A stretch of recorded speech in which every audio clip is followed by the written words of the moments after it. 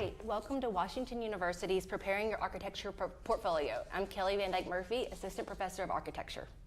I'm Patty Hayda. I teach urban design, and I'm the interim chair of the urban design program and the Doctor of Sustainable Urbanism program. Hi, I'm Sung-Ho Kim, Professor of Architecture. My interest is in architectural design. So we're going to introduce you to the types of programs in the Graduate School of Architecture, Landscape and Urban Design. So we have a Master's of Architecture, Master's of Landscape Architecture, and Master's of Urban Design. And we have various post-professional degrees. Yeah, we have a Master of Science in Advanced Architectural Design. We have a Master of Science in Architectural Studies, Master of Urban Design, and a Doctor of Sustainable Urbanism. And we should just note that the Master of Urban Design is a post-professional degree. So if you're interested in that, you would apply to the Master of Architecture or Master of Landscape Architecture, and you can pursue a dual degree with urban design. And we have dual degrees. And also joint degrees with the Business School, MBA, Construction Management, MCM, and Computer Science and Engineering, MCSE, and also Social Work, MSW. And the dual degrees within the Sam Fox School are MArch, MLA, and MLA, MArch and MUD, and MLA and MUD. You can also refer to our website or the slide for more information. Yeah, and we have a lot of students that go through the dual degree. It's actually a great way to get 2 degrees, and they bundle together very nicely. But we're here today to talk about your portfolio. We know you're working away on your portfolios. You should have a list that was emailed out, but we can refresh and go over that. And then this is a chance for you to write in any questions you have about your portfolio. So, what should you include? You should send in a single PDF document with 25 pages maximum. Within that document, 2-page spreads can count as one. The maximum file size is 20 megabytes. The maximum resolution is 150 dpi. The portfolio should be in horizontal orientation. We're going to mostly be looking at these on a computer monitor, so that makes it easier for us to read. Make sure you have legible text, so a minimum of an 8-point font. Make sure you use spell check so you don't have any spelling errors on your any of your documents, and clearly label each piece and project using the date, materials used, dimensions, scale. And a very important note is if it's a group project, please make sure to clearly label your contributions to the project. And now Sung-Ho will talk about what you should avoid. Yeah, the things you should avoid. Please don't use PowerPoint as a software for designing, and keep it under 25 pages. And don't arrange it vertically. It's hard to read on the computer screen because we're looking at your portfolio on the HD screens or on our laptops. And make sure the text is legible and no vague descriptions of your projects. Please keep it short and descriptive, and please check for spelling errors. The other thing I would add is to keep it clean and graphically elegant, maybe is the right word to use. It's a chance to reflect your graphic sensibility in the way you organize it. So I would keep the fonts simple, and I wouldn't have too many bars or lines or distracting graphics around the text, because you really want to focus on the work that you're showing. Right, and you really want to set up your work so that we view your strongest work and your work is presented in the best light. So again, no distractions. And also, when you go through and start choosing your work, we really just want to see your best work. You don't have to include every single, if you're working on an architecture project, every single image of the project, but just choose the best parts. Yes. Yeah. And there's a question, what if you do not have a visual arts or design background? What should you put in the portfolio? It could be many other things like photographs or sketches or even maps or doodles, or a way you kind of work on, showing how creative you are. So you could even be, I don't know, using text from a poem or writing. You could just show us that you're interested in creative thinking. We've had students that make furniture or that make things at home or in other contexts, or write drawings or painting. Even different kinds of craft projects might be interesting if it shows your creativity around making or your skills in putting things together. I think anything that gives us a way to see how you think spatially is very helpful. Mm-hmm. And at the same time, if you have architecture background, we would like to see plans and sections, because that helps us kind of understand what kind of designer you are and how sophisticated you understand about developing a building and spatially and in the planning. But also another important thing is 3D. There aren't that many people. I'm not talking about just renderings, but I'm talking about physical models and physical handiwork that you're able to translate from digital to analog world. So there's another question. Should you include a few projects that span many pages or many projects with a few spreads? You have 25 pages to show all of your work, and I would recommend that while you should have a cohesive presentation, really use this as a chance to show your versatility as a designer. And while we're not just looking for architecture or urban design or landscape projects, we want to see how you think about design and think spatially, show us the different skills that you have. So really use this as an opportunity to show the different ways that you can work, rather than sort of focusing the entire portfolio on showing one or two projects. I think if you're applying into urban design, you may have some planning work that you're showing, and that's great for us to see. But we also definitely want to see architecture projects if you have that, because again, any way that we can tell that you're thinking and working spatially is the best way that we can know what skills you would have coming in to be most successful in the program. And that goes the same for landscape architecture. So you would want to show the range of what you've been exposed to and show your best projects. And again, we've said this, but clearly label your role in projects. I think also professional work, if you have had the opportunity to work in a firm, this is more for students maybe entering into the advanced post-professional or advanced level programs. This is helpful for us, but label it clearly and don't make that the sole focus of the portfolio, because we want to see your independent contributions. At the same time, the portfolio should have drawings, photographs of models, but don't just photograph the models for documentation. You need to photograph it spatially.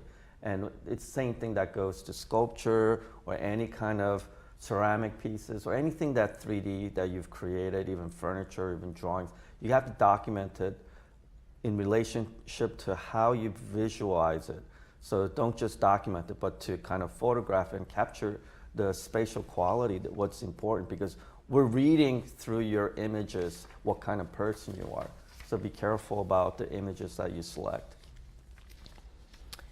Another thing that you can show in your portfolio are sketchbooks.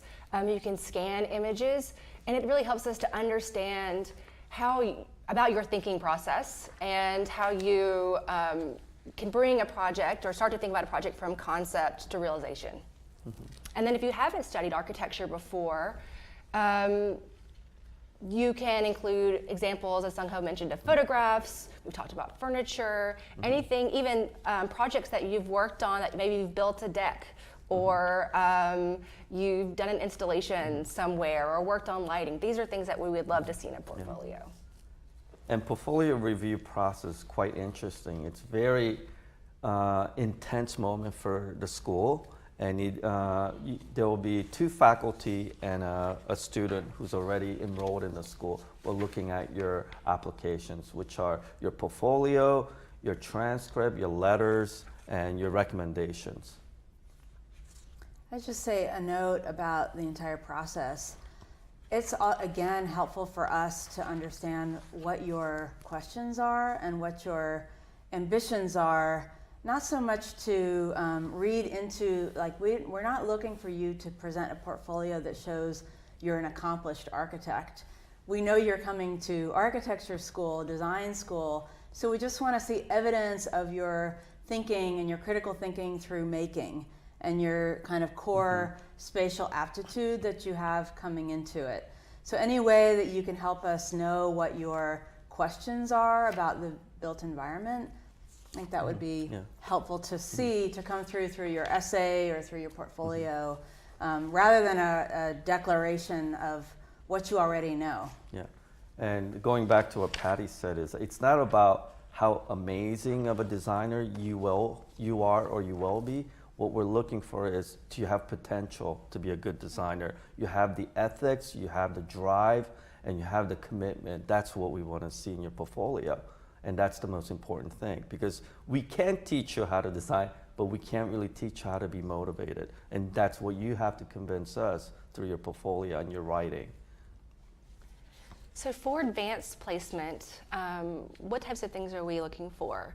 Maybe more developed plans and sections, architectural drawings, at least in the architecture program. But that also can include models, if you have any digital fabrication experience, if you've worked in an office, some work where you've clearly labeled your role and you can talk about your experience doing that. And work across scales. Yes. I think if you have had projects at the range of scales, that would be helpful to see for an advanced level application. What about applying to dual programs?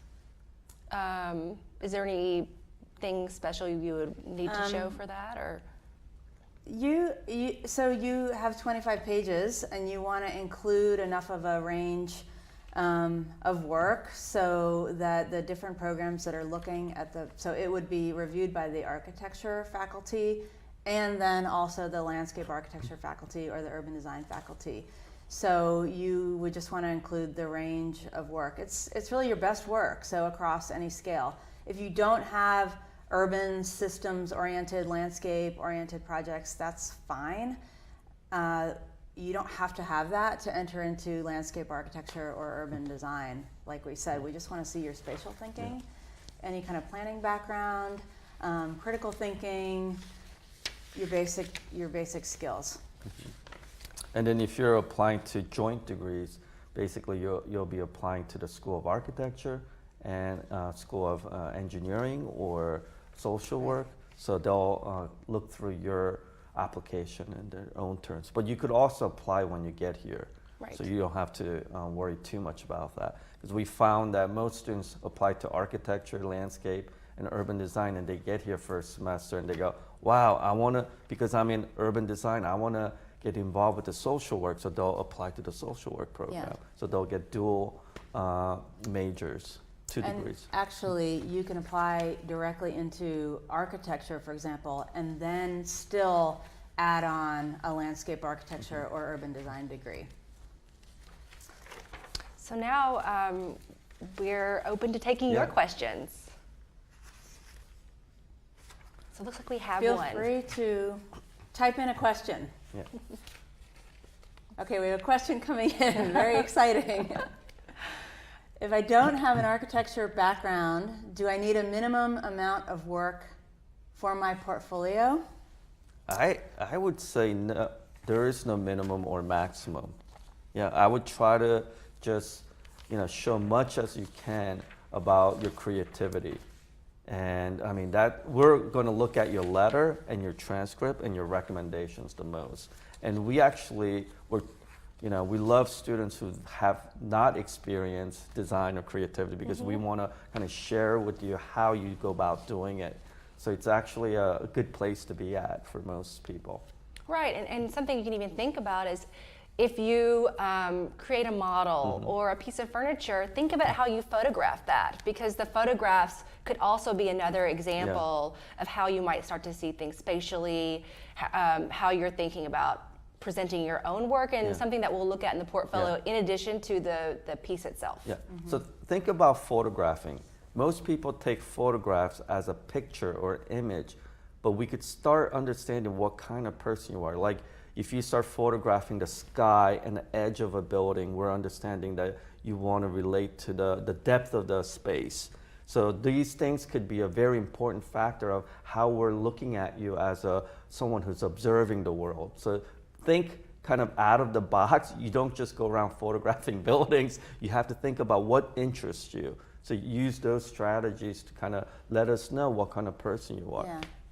And I think also photographs that are annotated or edited would be really interesting for us to understand what you're seeing and almost have an embedded, like you could think of creative ways to demonstrate what you're thinking about what you're producing.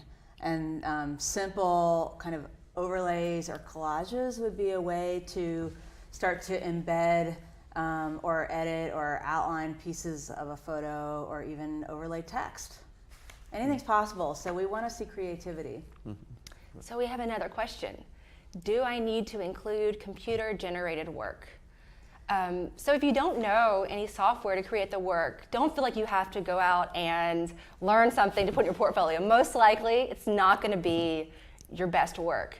I actually teach a course in the first year graduate program called Representation, where we will be teaching you how to use different software to create renderings and other types of imagery and representations of your work. So, we're really looking for, we want to see your best work. So don't feel like you have to go learn a software because you're actually going to be learning it in school. Yeah. At the same time, if you are a better designer because you do hand drawings or something else, use those things to kind of let us know where your skills are. If you don't want to use it, it's fine.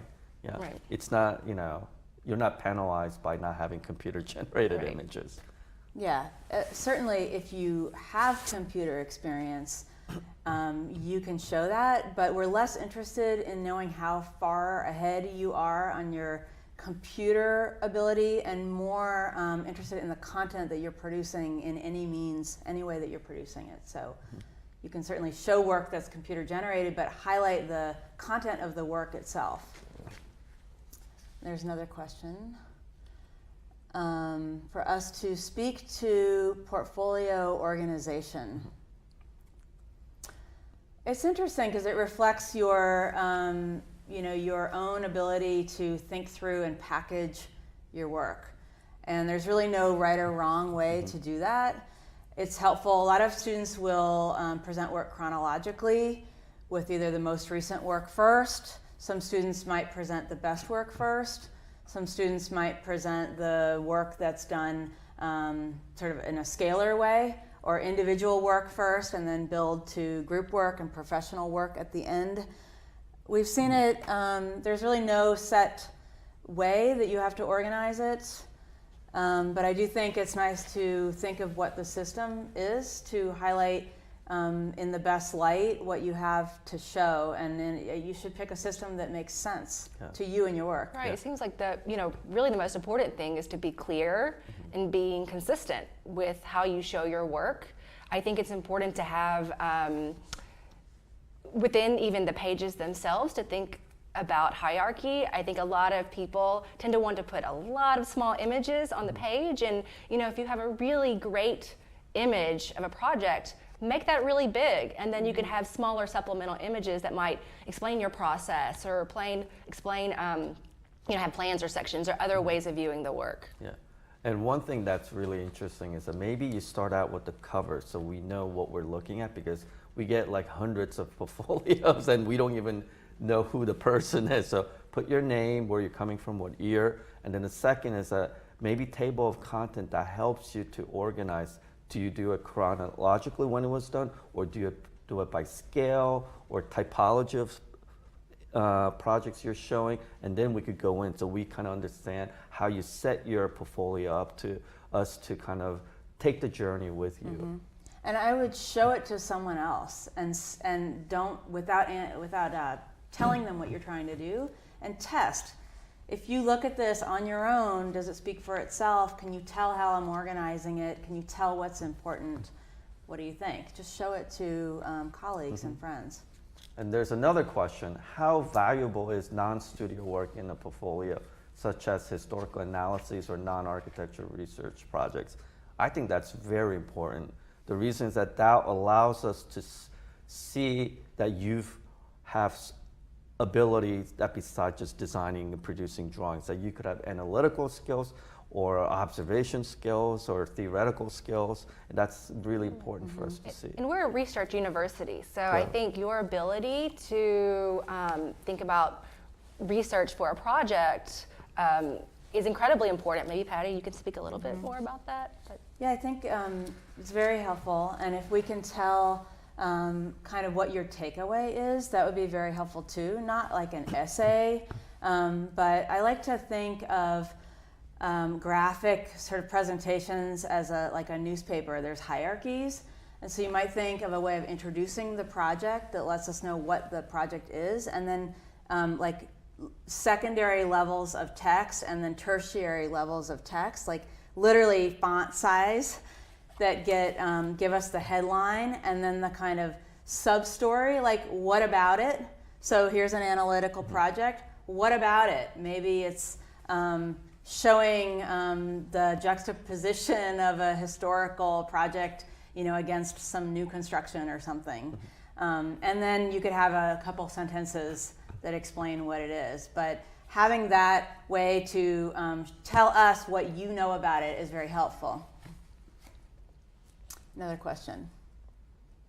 So, labeling for a group project.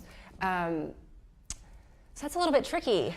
One way that people do that is to, if you're working it's professional work and you're working for a firm, you would list the name of the firm, you'd put your position at the firm, and then if you did the renderings, you would list that as something that you worked on. If you did, CDs for that project, then you would list that. If it's a group project in school, I think maybe you would be a smaller paragraph where you could talk about how you worked collaboratively, if there were certain parts that you took leadership in, anything that it can help us identify certain images in your portfolio and attribute that to you. Yeah. And the reason that we ask for this is that we get portfolios and transcripts from a lot of students from same schools, so they'll use same project, but nobody really says what they did. It looks like one person's done one project, and there'll be 4 portfolios with it. So we would like to know, so we could cross-reference who was in it and it was the right credit, because that's an academic entitlement in the sense that you have to give credits to the people you collaborated with. And you will be demonstrating your integrity to us by showing, by recognizing who's involved in the project and clearly articulating your role in the project. That speaks very well for you. When the clearer it is, the better it speaks, because the easier it is for us to understand what your contribution is. So quick question about the page count, the 25-page maximum in the cover. So the cover does not count within the 25 pages. It's an additional thing that you can add. And should you include your resume with your portfolio? It's up to you. I think usually it's because we have the system for uploading, you can upload that as a separate part of your portfolio. Yeah, I wouldn't necessarily use a page in your portfolio unless your portfolio is organized according to your resume and you're using it as an outline. Then the images are somehow, a way of illustrating your resume, but that would be a special case. You have another slot to upload that, so don't use a page. You don't have to use a page in your portfolio. Any other questions? I think we have about 5 minutes left.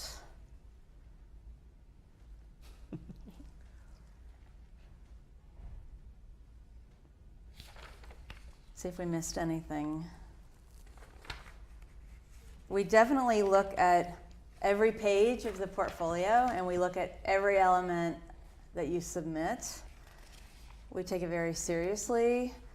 All of these requirements are there so that we can get to know who you are and what your background is, and how well you would succeed here.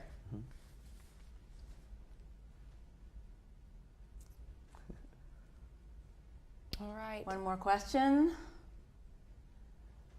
coming in.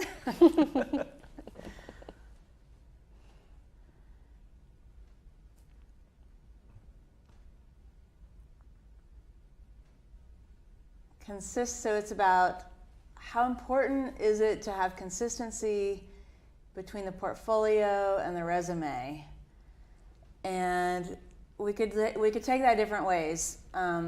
One way to understand that question is, do the projects have to match? And I think it would make sense if there's work experience listed that we would see that in the portfolio. But if you don't choose to include that work experience, for example, because you didn't have enough of a role or something, that's fine. We're not going to be looking at them and kind of as a, it won't hurt you if they don't completely match, because you may be doing independent work that's not necessarily on your resume. So we understand the dynamics between those two. However, I think having a kind of a graphic consistency across everything you submit will show your thinking across the various formats. You could use the same font, for example, not an overly ornate font.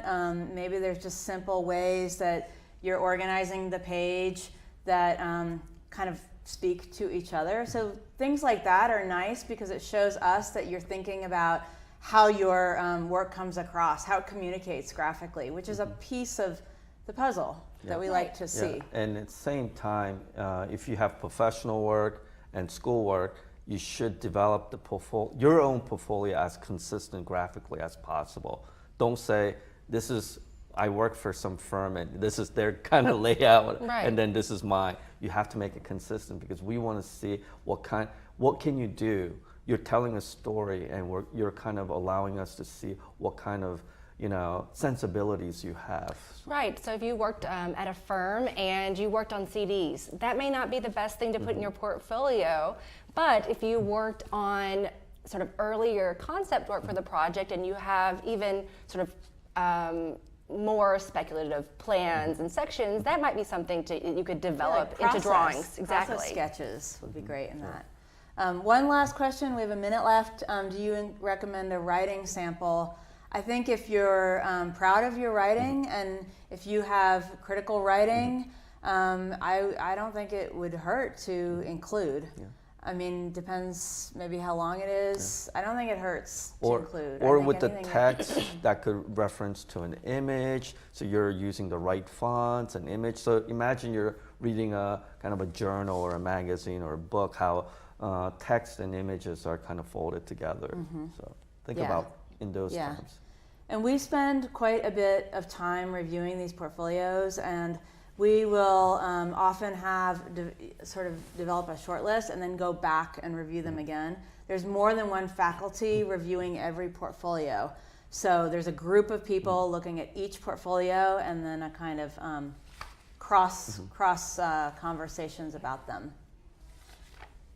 And we thank you. Thank you. Thank you. And feel free to email us and with any questions. Okay, bye. Bye.